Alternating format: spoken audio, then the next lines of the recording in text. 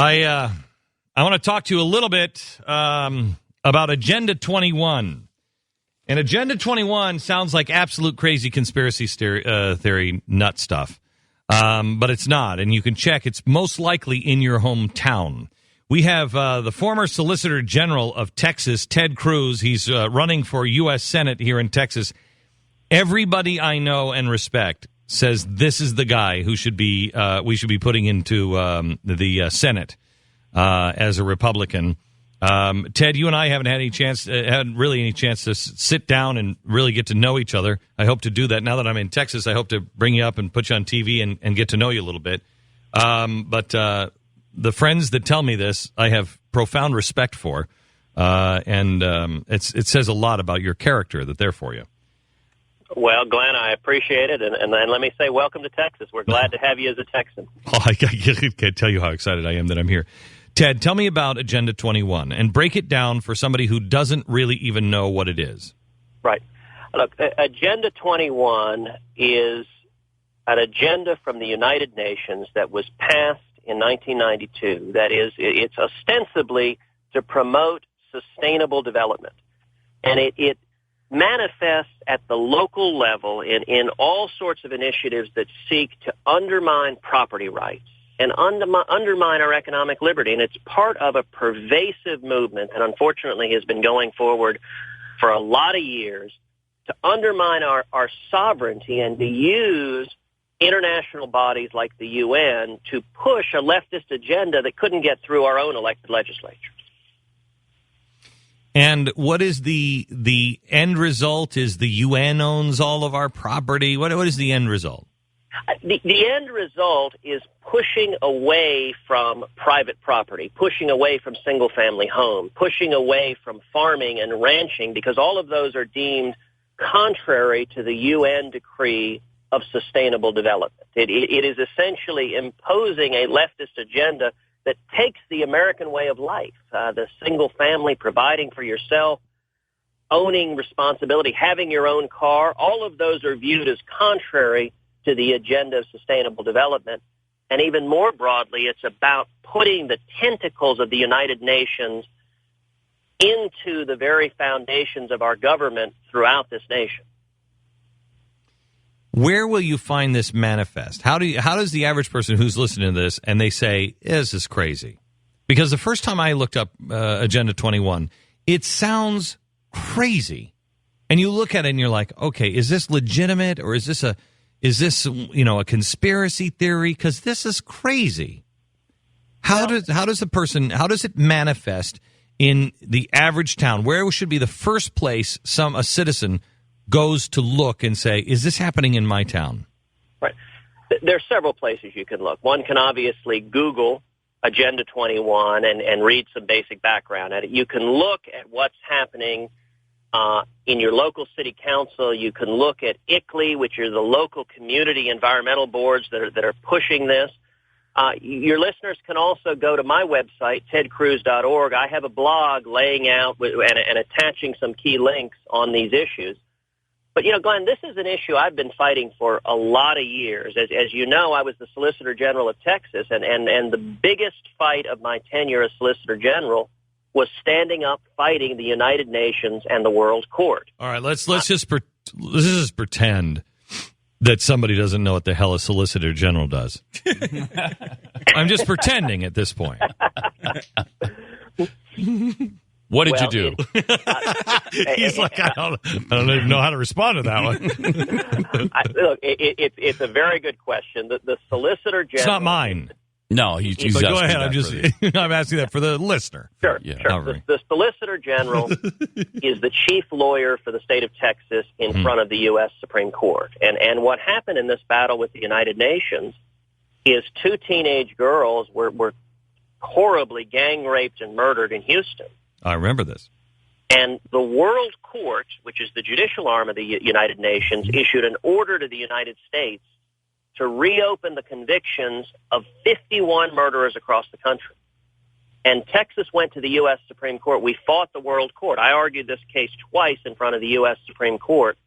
On the other side, we had 90 foreign nations, and we also had, sadly, the President of the United States. George W. Bush. Unfortunately, he received a lot of people would assume that's Barack Obama. That happened years ago under Bush. This is where the Bush administration started to fall apart in my head. This is when I first started seeing smoke and saying, "Oh, wait a minute, there's fire here." Yeah. Well, and it was an interesting dynamic because I was obviously representing Texas, and it's fairly unusual for the state of Texas to stand up and fight the sitting president of the United States, who was a Republican and a Texan. But I went before the U.S. Supreme Court and argued that the president has no authority under the Constitution to give away our sovereignty. Mm. And we won 6-3. Thank goodness.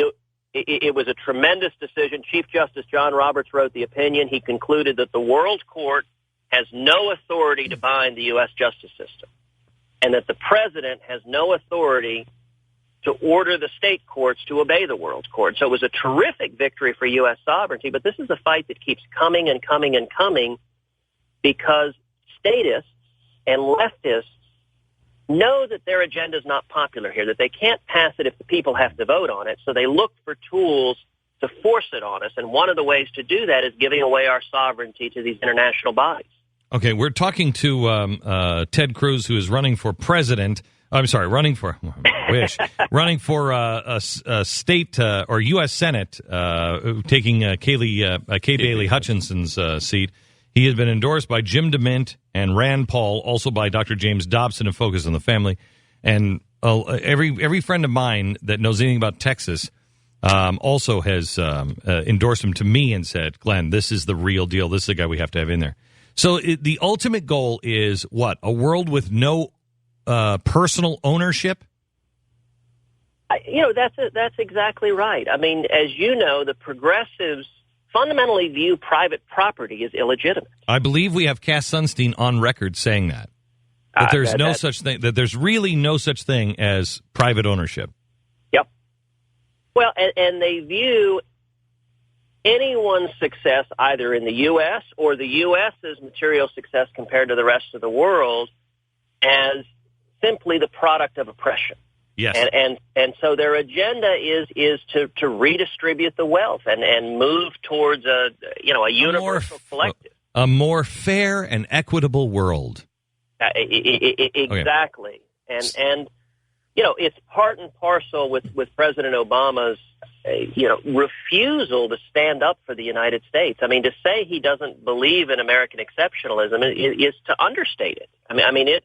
He not only doesn't believe it, he believes it's wrong. I mean, he believes it is illegitimate to think the United States is in any way exceptional or different. It's because he does not understand the extraordinary legacy of liberty that has led to our prosperity. I cannot imagine that you're ever going to get elected. You make too much sense. There's no way you're going to get elected. There's no way.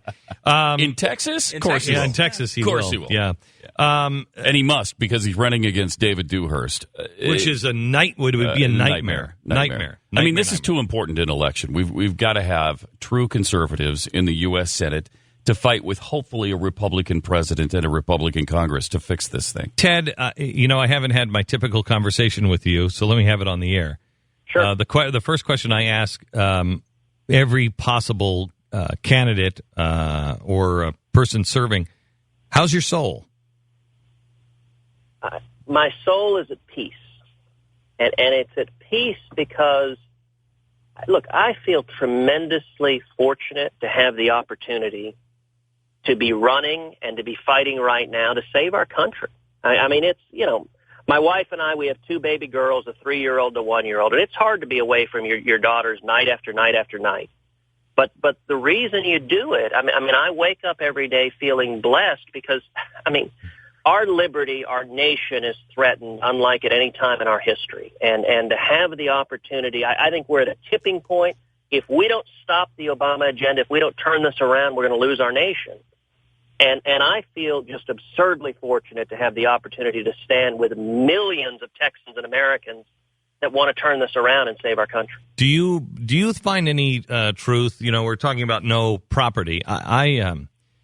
This hit me a few years ago that with Freddie and Fannie, the way they are gobbling up all of the mortgages and everything else, they own pretty much everything, every house in America. I think 90-some% of every house loan now is through the federal government. So, at the end, it's the federal government that owns it. Don't you think that there's a real chance, or do you think there's a real chance that it may not have been designed this way, but this will play right into the Agenda 21 idea that the government already owns the house? That you're just they're the landowner anyway. I think that's absolutely right. And the federal government's already shown that they believe they can control every aspect of our life. I mean, right now, Congress is trying to tell us what light bulbs to buy and what kind of toilets. Right now, you're prevented from buying a toilet that actually flushes because the bureaucrats in Washington know better than you do. That really makes me angry. Every time you flush one of those toilets, you have to flush it twice. And It's 1.5 gallons instead of 3 gallons. Well, I flush it twice. And you're like, what? That makes no sense. It's Washington. You can't make this stuff up. I mean, things like toilets and light bulbs, it sounds like Saturday Night Live trying to parody an out-of-control government, but it's the government we have. Yeah, I just put a new light bulb into a lamp a couple of days ago at my house, and my wife's like, I go get a light bulb, and I put the light bulb in, and as I'm screwing it in, on the top, it says Made in Mexico. And I thought, that is the reason why we shut down the plants. Where were they? North Carolina or South Carolina? When they passed that law, we shut down the only manufacturing of light bulbs, the country that invented them. We shut it down because they couldn't retool, and they sent the jobs to Mexico. And I really, truly believe that this government is so damn evil, and they are on this progressive redistribution, that was the real intention behind the light bulb ban. Would you agree with that or disagree? I do agree with that. And I think there is a permanent elite in Washington of both parties, of politicians that think they're philosopher kings. They think that they know better than we do and are governing us as their subjects. And as you know, I mean, the great miracle of the founders is that they inverted the traditional understanding. I mean, for millennia, the understanding had been that monarchs ruled and they gave the people rights as gifts of grace. And what our framers understood is, listen, our rights don't come from government, they come from God. And we're going to create a constitution that is limited, that a constitution that will serve, as Jefferson put it, as chains to bind the mischief of government. Ted Cruz, running a Republican candidate for U.S. Senate. And Ted, I wish you luck, and we'll see you soon. I want to bring you in and talk to you and put you on television as well. Thank you so much, and God bless. If you want very much. Thank you very much. I didn't mean to cut him off. If you want to learn more about Agenda 21, it is in this month's Fusion magazine or Blaze magazine. Go to theblaze.com and find out more and how to get the magazine. It's something you really need to look into.